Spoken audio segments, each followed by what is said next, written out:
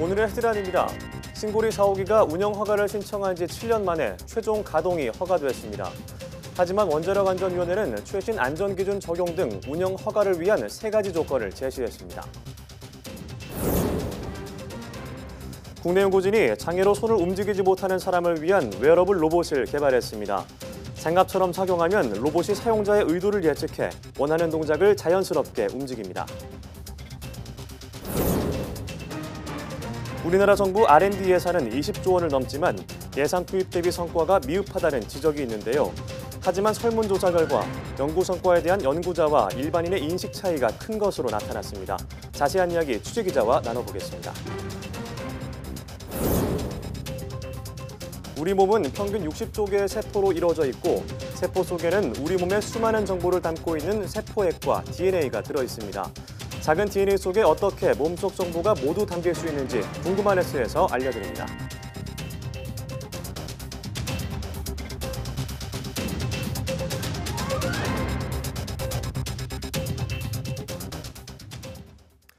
여러분 안녕하십니까? 사이언스 투데이입니다. 이계호 농림축산식품부 장관과 김부겸 행정안전부 장관은 설 연휴를 앞두고 잇따른 구제역 발병과 관련해 담화문을 발표하고 강력한 방역 대책을 약속했습니다. 두 장관은 합동 담화를 통해 이같이 말하면서 불편을 드려 국민께 죄송하다고 사과했습니다. 이 장관은 지난달 28일 이후 지방자치단체, 농협, 축산 관련 단체 등 방역 관련 모든 기관과 구제역 확산 차단을 위해 최선의 노력을 다하고 있다고 강조했습니다. 이 장관은 두 차례 발생한 경기도 안성 농장과 세 번째 발생한 충주 농장 간 바이러스가 100% 일치한다고 설명해 역학적으로 연관성이 있다고 말했습니다.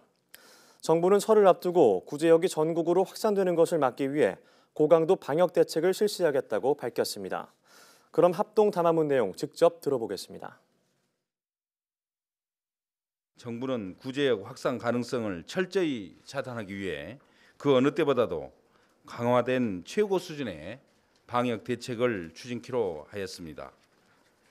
첫째, 정부는 전국의 축산 농가, 축산 관계자와 차량을 대상으로 해서 1월 31일 어제 오후 6시 18시부터 2월 2일 18시까지 48시간 동안 이동 중지 명령을 발령을 하였습니다. 둘째, 일시 이동 중지 기간 동안 축산 관련 시설 그리고 차량 등에 대한 집중적인 소독을 실시하고 이후에도 동원 가능한 모든 자원을 활용하여 소독에 총력을 다하겠습니다. 셋째, 소, 돼지에 대한 백신 긴급 접종 조치를 전국으로 확대하고 조기에 완료토록 하겠습니다. 넷째, 전국의 모든 소, 돼지 가축 시장을 앞으로 3주간 폐쇄하고 소, 돼지 등 가축 사육 농가의 모임을 전면 금지하겠습니다. 원자력안전위원회가 울산 울주군 신고리 4호기에 대해 최종 가동 허가를 내렸습니다. 원안위는 제96회 회의에서 신고리 원전 4호기 운영 허가안을 3가지 조건을 제시하며 의결했습니다.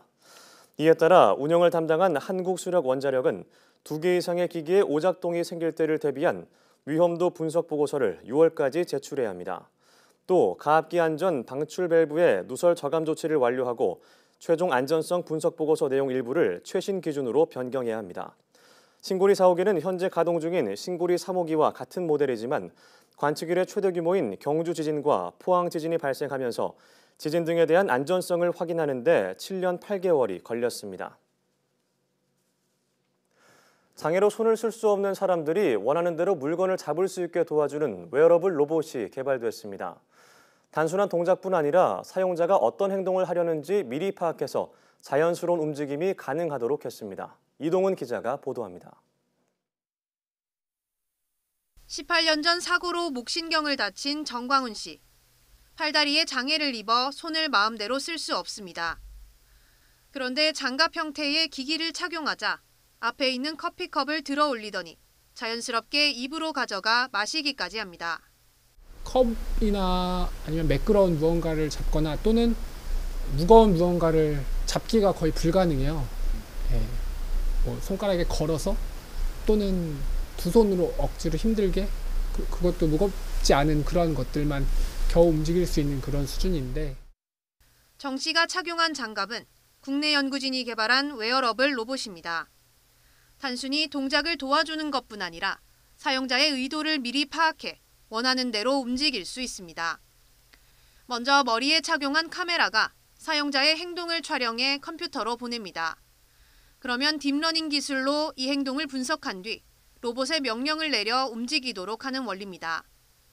둘 사이의 그 어떤 상관관계 정보를 그 학습을 통해서 모델이 획득합니다. 가령 뭐 손이 물체에 가까이 접근해 가면서 뭐 속도가 준다든가 하면 아, 이게 물체를 잡으러 가는 거구나 하는 식의 그런 판단을 내릴 수 있는 겁니다. 기존 웨어러블 로봇과 달리 버튼을 누르거나 직접 명령을 내리지 않아도 자연스럽게 사용자의 다음 행동을 예측할 수 있습니다. 또 하나의 모터로 다양한 형태의 물체를 잡을 수 있도록 장갑의 기술적 유연성도 높였습니다. 사용자의 의도와 주변 환경의 상황까지 다 고려한 그런 방식으로 장애인을 도와줄 수 있는, 보조할 수 있는 그런 로봇을 제어할 수 있게 되므로 되게 좋은 여러 가지 면에서 확장성이 높은 그런 기술이 될 것 같습니다. 연구팀은 이 기술을 장애가 있는 사람이나 몸이 불편한 노인의 생활을 돕는 데 활용할 계획입니다. 또 게임이나 스포츠는 물론 다양한 로봇을 제어하는 데도 이 기술을 접목할 수 있을 것으로 기대했습니다. YTN 사이언스 이동훈입니다.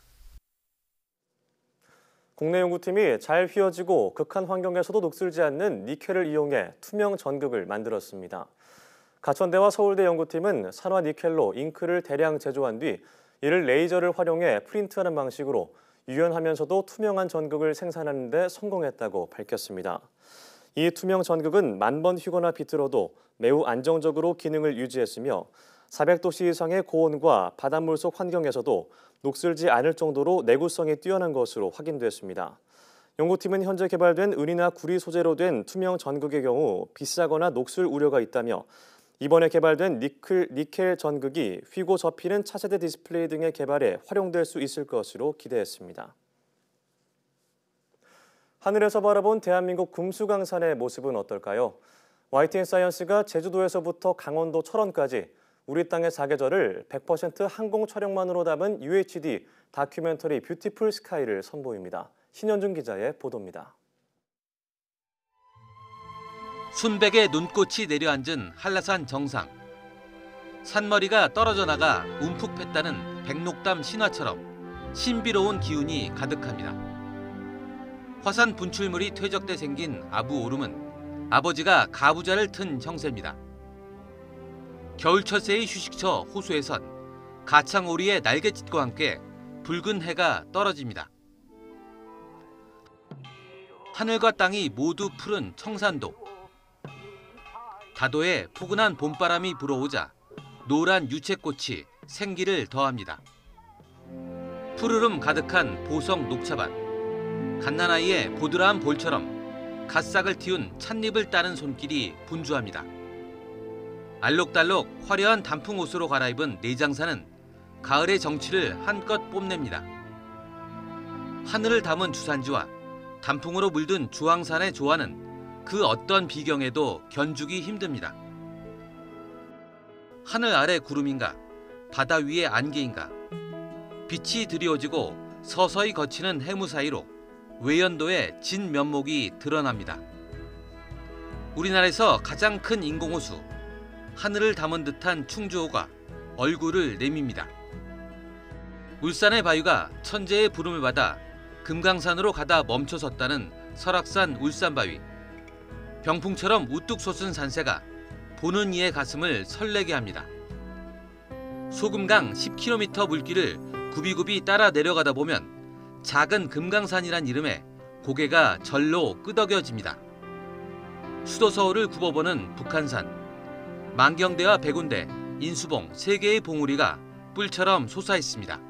우리나라가 아름다운 줄은 알고 있었지만 머리로 아는 것과 눈으로 보는 것은 정말 큰 차이라는 걸 느꼈고요. 바쁘신 분들이나 여유가 없는 분들은 영상으로나마 꼭 확인하셨으면 좋겠습니다.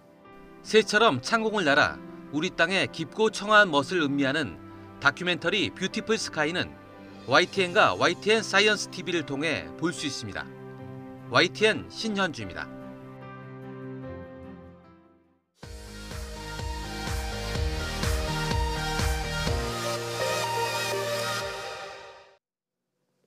화제의 뉴스를 골라 과학 기자의 시선으로 분석하는 과학 본색 시간입니다. 이혜리 기자와 함께하겠습니다.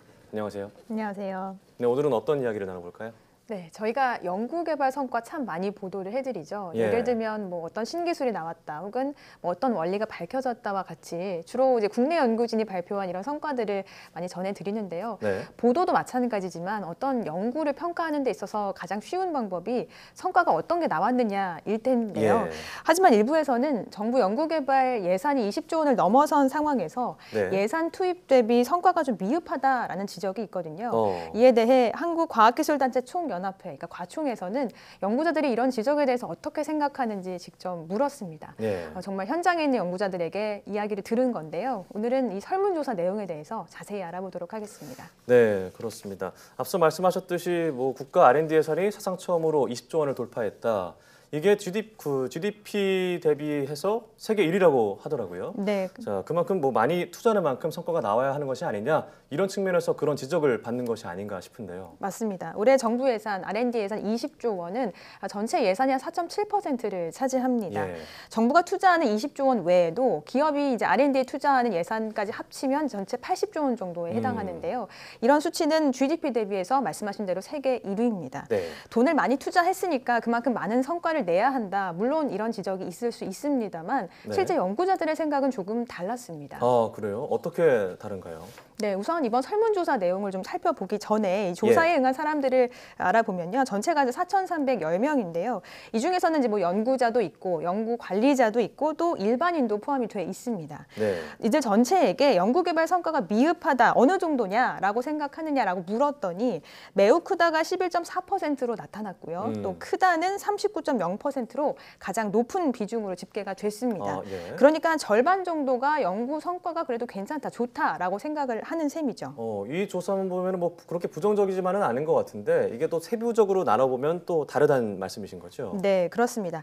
연구자와 연구 관리자, 일반인을 다 나누어서 응답자를 나눌 때의 인식 차이가 조금씩 보이기 시작하는데요. 네. 우선 연구자의 경우에는 55%가 연구 성과가 높다라고 응답을 했고요. 그러니까 화면에서 보시면 매우 크다와 크다를 합한 숫자라고 보시면 되겠습니다. 약간씩 차이가 보이네요. 네, 연구 관리자의 경우에도 한 49.8%가 연구 성과가 높다라고 답했습니다. 하지만 일반인의 경우에는 37.7%만이 연구 성과가 높다고 답해서 네. 연구 관계자들과는 조금 인식이 다른 것을 확인할 수 있습니다.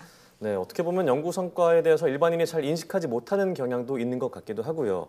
자, 그렇다면 국가 연구개발 성과가 미흡하다는 지적에 대해서 연구자들은 어떤 생각을 하고 있나요? 네, 그 부분이 이제 어떻게 보면 가장 중요한 질문이 될 수 있겠는데요. 예. 연구자들은 이에 대해서 뭐 단기적인 혹은 뭐 경제적인 기여도만을 생각을 해서 정량적인 성과를 평가하는 이런 제도가 가장 큰 원인이다라고 꼽았습니다. 네. 이어서 뭐 안정적인 연구비 확보에 어려움을 느낀다라고 답한 비율도 높았고요. 예. 뭐 창의적인 그리고 원천적인 연구를 가로막는 연구 기획이라든지 뭐 공급자 중심의 하향적인 연구 주제 선정, 그리고 뭐 연구 행정의 부담 과다, 네. 혹은 뭐 자율성의 제약 등이 그 뒤를 이었습니다. 전체적인 내용을 좀 종합을 해보면 연구자들은 장기적이면서도 좀 창의적인 그런 연구, 자율성이 좀 보장된 연구를 하고 싶어 한다라는 것을 확인할 수 있습니다. 특히 예. 이 질문에서는 뭐 연구자건 연구 관리자건 일반인이건 크게 차이를 보이지 않았습니다. 네, 그럼 뭐 당연히 연구 성과를 높이기 위한 개선 방안으로는 뭐 연구의 자율성 그리고 뭐 안정적인 연구를 할 수 있는 뭐 기반 마련 이런 답변이 나왔겠네요. 네, 그렇습니다. 개선할 사항으로 가장 높은 비율을 차지한 것이 연구에 몰입할 수 있는 신뢰 기반의 제도 혁신입니다. 예. 연구 분야의 어떤 특수성이나 자율성을 고려를 해서 연구 성과의 개념을 좀 바꿔야 한다라는 답변도 있었고요. 도전적인 연구를 장려하는 성과 평가를 도입하자라는 의견도 있었습니다. 네. 이 외에도 연구 성과를 높일 수 있는 방법을 좀 자율적으로 이야기를 해보라라는 질문에 대해서 연구자들이 정말 자율적으로 대답을 했는데요. 역시나 연구 자율성을 좀 가장 원한다라는 답변이 가장 많았고요. 네. 기초나 어떤 장기 연구에 대한 투자, 그리고 단기 성과 중심의 평가 제도를 개선해야 한다라는 의견도 높았습니다. 네. 이 내용들만 또 다시 살펴봐도 연구자들이 얼마나 좀 자율성이 담보된 연구를 원하는가를 예. 확인할 수 있겠죠. 네, 화면을 보니까 위에 성실 실패 이게 눈에 띄는 것 같아요. 네, 맞습니다. 얼마 전에 이제 문재인 대통령도 대전에 가서 이 성실 실패에 대해서 언급을 했죠. 그러니까 성실한 실패를 인정하고 실패의 경험까지 축적을 하자. 결국에는 뭐 실패를 해도 연구 성과에 있어서는 크게 뭐 문제가 없다, 괜찮다, 이걸 좀 용인해 주자, 뭐 이런 의미를 뜻하는데요. 어찌됐건 너무 이제 성과 위주의 평가를 하는 분위기를 앞으로 이제 어떤 연구개발 정책을 설계하는 과정에서 이런 것들을 좀 지양해야 한다는 점은 앞으로 좀 유념을 해야 될 것 같습니다. 네, 맞습니다. 연구 과정에서 뭐 실패를 했다고 해도 뭐 다 얻을 수 있는 게 있으니까요. 너무 뭐 성과에만 연연하지 않았으면 좋겠다는 생각이 드는데요. 자, 다음 소식은 어떤 소식인가요? 네, 이제 설 연휴가 시작되죠. 네. 설에는 뭐 가족 혹은 지인과 이렇게 선물을 많이 주고받게 되는데요. 네, 그렇죠. 뭐 어린 친구들은 뭐 세뱃돈 받는 거에 대한 어떤 기대감, 설렘이 있을 테고, 뭐 어르신들 보면은 양손 가득 뭐 선물 나눠주는 그런 뭐 문화가 있잖아요. 자, 뭐 너무 과한 선물은 좀 그렇겠지만 그 선물을 나누는 것 자체가 좀 좋은 의미가 있는 것 같아요. 네, 그렇습니다. 그런데 이제 이렇게 선물을 주고받고 나면 이런 포장재를 어떻게 처치를 해야 하나 좀 난감한 경우가 있습니다. 그리고 네. 뭐 과일 선물 같은 경우에는 그 안에 이제 이를 고정해두기 위한 이런 고정재 같은 것들이 있는데 환경의 측면에서는 이런 것들이 썩 좋진 않거든요. 생각해 보니까 그 과일을 담는 그 고정하는 고정재 같은 경우에는 플라스틱 쓰레기인 거잖아요. 네, 그렇습니다. 과일 선물 상자 내부에 이렇게 하얀색으로 되어 있는 이런 고정재, 이런 소재는 플라스틱인 이 폴리에틸렌을 사용을 하고 있습니다. 네. 지난해 특히 플라스틱 쓰레기와 관련해서 여러 가지 논란들이 좀 촉발이 돼서 그런진 몰라도 일부 유통업체에서 올해 이 플라스틱으로 된 고정재 대신에 종이로 된 고정재를 사용하겠다라고 밝혔습니다. 단가를 놓고 보면 종이로 된 이 고정재가 기존 어떤 플라스틱 고정재보다는 3배 정도 비싸거든요. 그렇지만 업체 측은 환경을 생각해서 교체하기로 했다라고 설명했습니다. 네, 뭐 최근에 플라스틱 쓰레기 문제는 뭐 워낙 뭐 화두가 되는 문제이기 때문에 당연한 것이라고 생각이 드는데, 자, 그런데 여전히 플라스틱으로 된 어떤 고정재가 많이 쓰이고 있고, 그것뿐만 아니라 선물 포장재가 여러 가지 쓰이고 있는데 분리수거를 어떻게 해야 될까 고민하는 분들 많을 것 같은데요. 어떤 그에 대한 뭐 방법이 있을까요? 네, 저도 뭐 선물 이렇게 집에 들어오고 나면 가장 좀 헷갈리는 것이 부직포로 된 가방이더라고요. 많죠. 이거는 뭐 어떻게 분리수거를 해야 되나, 버려도 되나 이런 생각이 많이 드는데, 이런 부직포나 혹은 보자기 같은 경우에는 분리수거가 안 되기 때문에 뭐 다시 사용을 해서 한 번 더 쓰시거나 혹은 종량제 봉투에 넣어서 버리셔야 합니다. 또 뭐 냉동식품을 선물 받게 되면 그 안에 이제 냉매로 된 젤 형태로 된 냉매제가 들어 있는데요. 젤 형태의 냉매제라고 하면 이건 역시 종량제 봉투에 넣어서 버려야 하고요. 젤 자체도 네, 버리고. 함께 버려야 하고요. 또 물로 만든 얼음팩의 경우에는 물은 그대로 이제 버릴 수 있고, 그 겉에 비닐은 그 팩으로 된 것은 비닐류로 배출해서 버려야 합니다. 또 과일을 이렇게 하나씩 싼 이거를 이제 발포스티렌이라고 하는데요. 이는 스티로폼과 함께 버려야 합니다. 그리고 뭐 많이들 아시겠지만 택배 상자나 스티로폼 상자 겉에 붙어 있는 뭐 송장이나 이런 테이프 같은 것들은 깨끗하게 제거를 해서 분리수거를 하셔야겠습니다. 네, 정말 종류별로 여러 가지 잘 알려주셨는데 올 설에는 이런 분리수거를 잘하는 그런 수칙을 잘 지키면 좋겠습니다. 설 선물 얘기를 하니까 뭔가 벌써 저도 기대가 되는데 긴 설 연휴 잘 보내시고요. 네, 오늘 말씀 고맙습니다.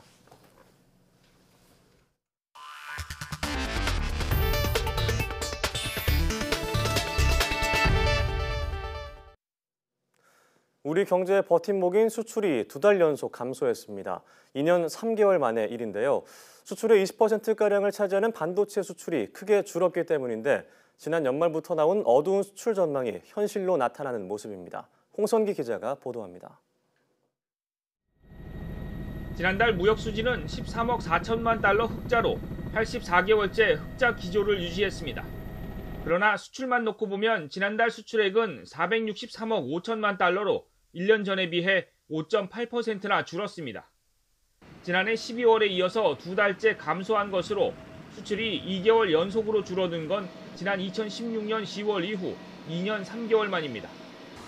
무엇보다 수출 주력 품목인 반도체 가격 하락이 수출을 끌어내렸습니다. 반도체 수출은 액수로만 보면 지난해 9월 124억 달러로 정점을 찍은 뒤 하락세를 거듭해 지난달에는 74억 달러까지 떨어졌습니다. 지난해 같은 기간보다는 무려 23%나 줄어든 수치입니다. 또 국제유가가 떨어지면서 석유화학과 석유제품 수출액이 줄어든 것도 전체 수출 감소에 영향을 미쳤습니다. 석유화학과 석유제품은 전년 동기 대비 각각 5.3%, 4.8% 감소하였는데 이는 작년 10월부터 시작된 국제 유가의 급격한 하락에 따른 것입니다. 정부는 대외적으로 주요 수출국인 중국의 경기 둔화와 미중 무역 갈등 같은 통상 여건도 수출 감소에 영향을 줬다고 설명했습니다. 지난해 하반기부터 제기된 여러 가지 어두운 수출 전망이 그대로 현실화하는 모습입니다. 상대적으로 최근에 중국 성장률을 보면은 성장세가 좀 안 좋아질 것으로 예상이 되기 때문에 그런 것을 봤을 때 전반적으로 수출 경기가 더 악화될 가능성이 존재한다고 봅니다. 정부는 반도체 가격과 유가 회복이 예상되는 하반기에 수출이 개선될 것으로 보인다며 이번 달 안에 부처별 수출 대책을 모아 수출 활력 제고 방안을 내놓겠다고 밝혔습니다. YTN 홍성기입니다. 미래 산업인 인공지능, 즉 AI 분야에서도 미국과 중국의 특허 경쟁이 치열하게 벌어지고 있습니다. 세계 지적재산권 기구가 발표한 보고서를 보면 AI 분야 특허 건수 1위는 미국 IBM으로 모두 8,920건을 등록했고, 이어서 미국 마이크로소프트와 일본의 도시바, 우리나라의 삼성과 일본의 NEC가 2위부터 5위에 올랐습니다. AI 특허 건수 상위 20개 대학 연구기관 중 17곳은 중국의 기관이었고, 나머지 3곳은 우리나라의 대학 연구기관이었습니다. 미세먼지를 악화시키는 요인 중에 하나로 화력발전소가 꼽히면서 정부가 탈석탄 정책을 추진하고 있습니다. 그런데 충남 지역에 있는 노후 화력발전소들의 수명 연장 시도가 확인되면서 반발이 커지고 있습니다. 이상곤 기자입니다. 보령화력 456호기 성능 개선 사업에 대한 예비 타당성 조사 보고서입니다. 사업 목적은 수명 연장과 환경 설비 개선, 수명을 20년 연장해 2042년까지 운영할 수 있다고 적혀 있습니다. 태안화력과 당진화력도 노후 보일러에 대한 예비 타당성 조사를 통해 10년 더 수명을 연장하는 데 경제성을 확보한 것으로 확인됐습니다. 4년 이전에 수립이 됐던 거예요. 국가의 소중한 자산인데 경제성이 남아있는 설비를 갖다가 그냥 임의대로 이렇게 폐지하고 할 수가 없잖아요. 그래서 활용 기간 동안에 환경성을 더 강화해서 활용하고, 정부의 탈석탄 기조와는 반대로 충남에 있는 노후화력 발전 보일러 10기에 대해 모두 수명 연장을 추진하고 있는 겁니다. 환경단체는 미세먼지를 줄일 수 있다는 핑계로 성능 개선을 추진하는 것은 운영기간 연장 꼼수라며 반발했습니다. 단순히 환경설비를 개선해서 농도를 줄여서 조금 농도를 낮춰서 배출하겠다는 건데, 그 배출 기간을 10년을 더 한다는 것은 그 쌓이는 총량으로 볼 때 저희는 받아들일 수 없다는 겁니다. 또 예비 타당성 조사에서 석탄 발전 이용률이 정부가 계획한 60%보다 부풀려져 개선됐다며 조사 신뢰성에도 의문을 제기했습니다. 화력발전소 수명 연장 움직임에 충청남도도 반대의 뜻을 분명히 밝혔습니다. 충청남도는 시민사회단체와 국내외 전문가 등이 참여한 전담팀을 만들고 노후 화력발전소 조기 폐쇄를 위한 방안 마련에 나섰습니다. 더 나아가 올해 정부가 내놓을 제9차 전력수급 기본계획에 노후 화력발전소 수명 기준을 5년 더 단축하는 내용을 담도록 힘쓰기로 했습니다. 탈석탄은 아마 시대적 흐름의 대세라고 봅니다. 이런 시대적 흐름에 맞지 않고 문재인 대통령 에너지 정책에도 맞지 않는 것이기 때문에 이건 결단코리가 좌시할 수 없고 받을 수 없다는 겁니다. 정부의 탈석탄 기조와 반대로 노후 화력발전소 수명 연장이 추진되면서 굴뚝 연기처럼 반발이 퍼지고 있습니다. YTN 이상곤입니다. 영국 해안으로 밀려온 해양 포유류 내장에서 모두 미세 플라스틱이 검출됐다는 연구 결과가 나왔습니다. 영국 엑시터 대학 등 공동 연구팀은 해안에서 발견된 10종의 돌고래와 바다표범 등 해양 포유류 50마리의 내장을 검사한 결과 모든 개체에서 5mm 미만의 미세 플라스틱이 발견됐다고 밝혔습니다. 이번에 발견된 미세 플라스틱의 84%는 옷이나 어망, 칫솔 등에서 나오는 합성 섬유였으며 나머지는 식품 포장재와 플라스틱 병에서 나온 것으로 추정됩니다. 연구팀은 다만 미세 플라스틱의 입자수가 평균 5.5개로 상대적으로 낮았다며 포유류들이 내장기관을 통해 배출했거나 토해낸 것으로 보인다고 설명했습니다. 몸에 지니고만 있으면 자동차 문이 열리고 손쉽게 시동이 걸리는 스마트키. 편리해서 우리나라는 물론 세계적으로 많이 사용되고 있는데요. 일본에서 최근 이 스마트키의 원리를 역이용한 신종 차량 도난 사건이 잇따라 발생하면서 비상이 걸렸습니다. 도쿄에서 황보현 특파원이 전해왔습니다. 일본 오사카의 한 가정집 주차장에서 찍힌 CCTV 화면입니다. 今アンテナのようなものを持ってちょうどここに玄関があるんですけど 가방을 앞으로 메고 현관으로 다가서는 한 남성. 끈 같은 무언가를 양손에 펼쳐들고 연신 현관 가까이 대봅니다. 그러자 주차장 안쪽에 있는 집주인의 고급 승용차에서 라이트가 켜졌다 꺼집니다. 10초도 안 돼 잠금 장치가 해제된 겁니다. 승용차를 훔칠 목적으로 보이지만 뭔가 인기척을 느꼈는지 수상한 남성은 그대로 달아납니다. 이처럼 스마트키가 장착된 승용차의 잠금 장치를 순식간에 해제한 뒤 차량을 훔쳐 달아나는 신종 사건이 일본에서 잇따르고 있습니다. 원래 스마트키 시스템은 반경 1m 안에 키를 가진 운전자가 있어야 차와 스마트키가 미세한 전파를 서로 인식해 잠금 장치가 해제됩니다. 하지만 범인들은 1m보다 멀리 떨어진 스마트키와 자동차 사이에 특별한 장치를 사용해 미세한 전파를 증폭시킨 뒤 서로를 인식하게 만들어 잠금 장치를 풀고 차를 훔쳐가는 겁니다. 범인들이 중간에서 증폭 장치로 전파를 연결해 문을 열기 때문에 일본에서는 릴레이 공격으로 불립니다. 이 남성도 주차장에 차를 대고 잠시 한눈을 판 사이 릴레이 공격을 당해 차를 도난당했습니다. 野良猫に餌をあげてたらあそこに駐車場があるんですけどそこから勢いよく車が2台出て行ったんで、1台が僕の車に似てた. 전문가들은 릴레이 공격에 대비하기 위해 별도의 경보 시스템을 장착하거나 외부의 다른 전파를 스마트키가 인식하지 못하도록 키를 사용하지 않을 때는 알루미늄 호일에 싸서 보관할 것을 권하고 있습니다. 도쿄에서 YTN 황보현입니다.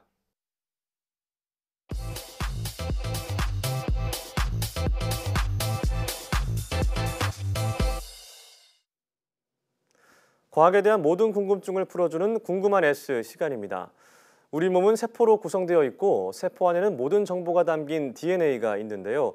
수많은 세포가 어떤 상호작용을 통해 우리 몸을 구성하는지 지금 바로 화면으로 만나보시죠. 안녕하세요. 과학의 모든 궁금증을 해결하는 궁금한 S의 이호종입니다. 궁금한 S와 함께할 오늘의 이야기 만나볼게요. 인간의 세포는 평균 60조개라는 많은 수로 이루어져 있습니다.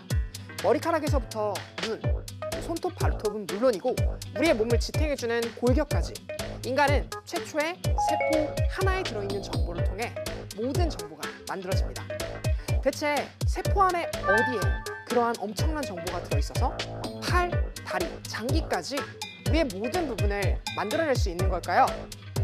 오늘은 생명체의 모든 정보를 담고 있는 작지만 강력한 친구, 세포 속에 들어있는 세포핵과 그 안에 들어있는 정보를 담고 있는 DNA에 대한 이야기를 궁금한 S와 함께 알아보도록 하겠습니다. 우선 세포 안에 있는 구성원에 대해서 함께 알아보도록 하겠습니다. 먼저 세포 내 구성원들을 하나로 묶어주는 울타리, 세포막이 있습니다. 이 속에 에너지 공급을 담당하는 미토콘드리아, 단백질 공장인 소포체와 리보솜, 세포 속의 택배기사 역할을 해주는 골지체와 동물 세포의 분열을 도와주는 중심체가 있죠. 그리고 오늘의 주인공인 세포핵이 소포체 안쪽으로 마련되어 있습니다. 이렇게 세포 안에 핵이 막으로 둘러싸여 있는 이러한 형태를 우리는 진핵세포라고 부릅니다. 그리고 이 진핵세포 안에 염색질이라는 공간이 있는데 이 염색질 속에 이중나선으로 배배 꼬여져 있어서 우리의 모든 정보를 담고 있는 존재 하나가 살고 있는데요. 그 존재가 바로 DNA입니다. DNA는 아버지와 어머니로부터 반반씩 물려받은 정보들로 구성되어 있으며 이들이 가지고 있는 정보들이 마치 설계도와 같은 역할을 하게 되는데요. 이 정보를 바탕으로 우리 몸에 있는 모든 세포와 기관들을 만들 수 있게 되는 것이죠. 대체 이 DNA가 무엇이길래 고작 1마이크로미터밖에 안 되는 작은 공간 안에 60쪽이나 되는 모든 정보를 다 담아낼 수 있는 걸까요? 비밀은 바로 DNA가 우리의 정보를 담는 그 방법에 있습니다. DNA는 이중나선으로 꼬여있는 형태로 존재하고 있는데요. 이러한 나선 사이에서 마치 블록처럼 조립되어 있는 이러한 부분을 우리는 염기라고 부릅니다.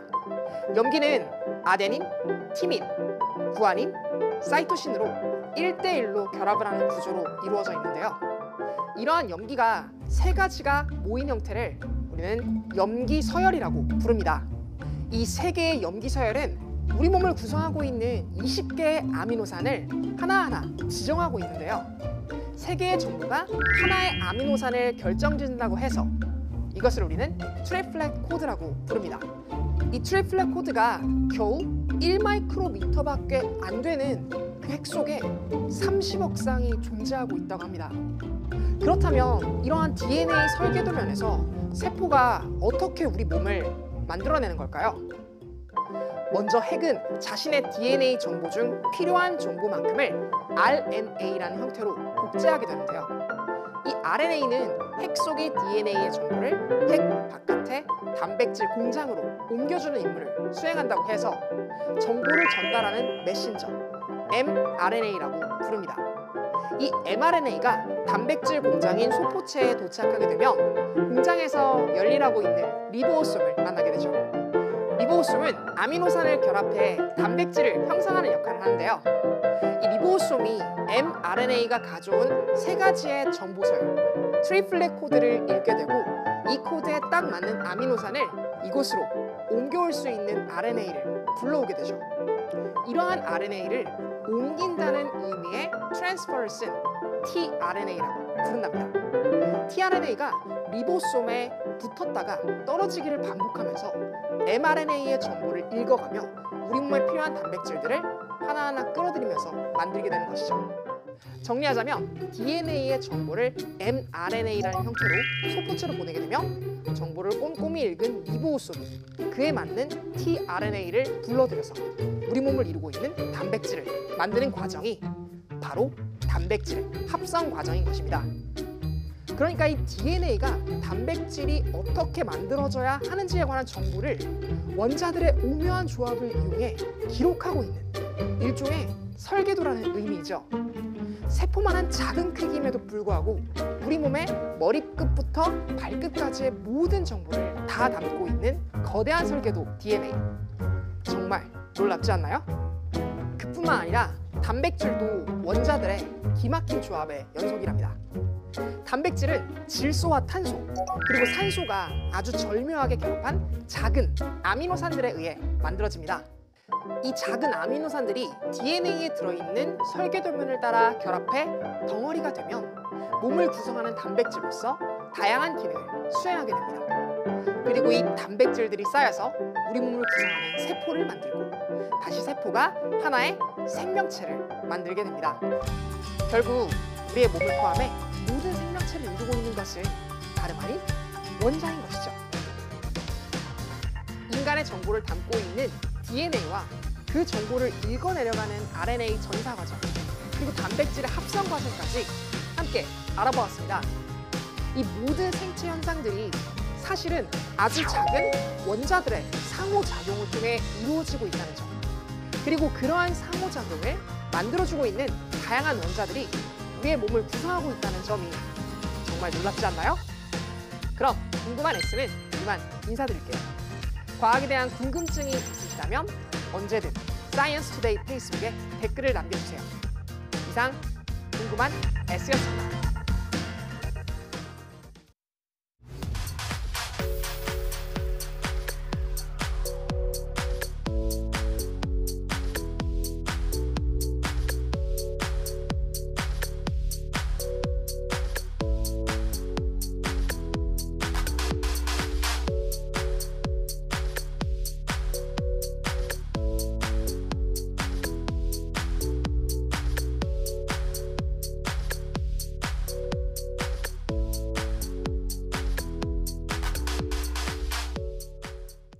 네, 설 명절에 오랜만에 맛있는 떡국 드실 텐데요. 조선시대의 세시풍속을 다룬 책을 보면 재래 음식에 없으면 안 될 음식으로 설 아침에 떡국을 먹었다고 합니다. 아이들에게 나이를 물을 때 지금까지 떡국을 몇 그릇째 먹었느냐 이렇게 물어본다는 기록도 있습니다. 그리고 나이를 한 살 더 먹는 의미도 있지만 무병장수와 풍년을 기원하는 뜻도 있다고 합니다. 너무 맛있다고 너무 많이 드시지 마시고요. 친척들과 함께 즐거운 설 명절 보내시기 바랍니다. 사이언스 투데이 오늘 저희가 준비한 소식은 여기까지입니다. 새해 복 많이 받으십시오.